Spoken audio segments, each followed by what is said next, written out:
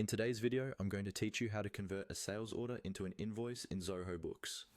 This is a really useful process if you regularly create sales orders first, then bill your customers only once everything is confirmed. Converting directly from a sales order saves time, keeps your records consistent, and reduces the chance of manual errors.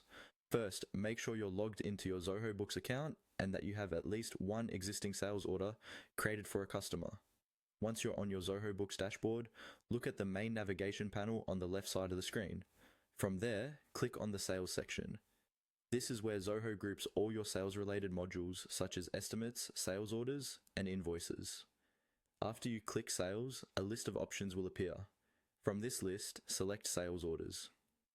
This takes you to a page that shows all of your existing sales orders, including their numbers, dates, customers, and current statuses. If you have a lot of records, you can use the search bar or filters to quickly find the exact sales order you want to convert.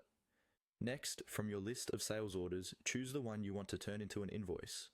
Click directly on that sales order to open its detailed view. Here, you can double-check important information such as the customer name, billing address, items, quantities, prices, and any applicable taxes or discounts. It's a good idea to verify everything at this stage, because whatever is on this sales order will carry over to your invoice.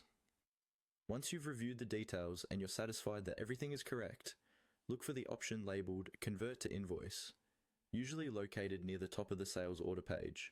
Click on Convert to Invoice. Zoho Books will automatically generate a new invoice draft based on the information from that sales order. You'll now see the invoice creation screen where you can make final adjustments if needed, like changing the invoice date, adding payment terms, or including a short note to the customer. When you're ready to finalize it, go to the bottom or top of the invoice page and click on Save and Send. This action saves the invoice in your Zoho Books account and opens the email window so you can send it directly to your customer. You can review the email content, adjust the subject or message if necessary, and then confirm sending. And that's all you need to do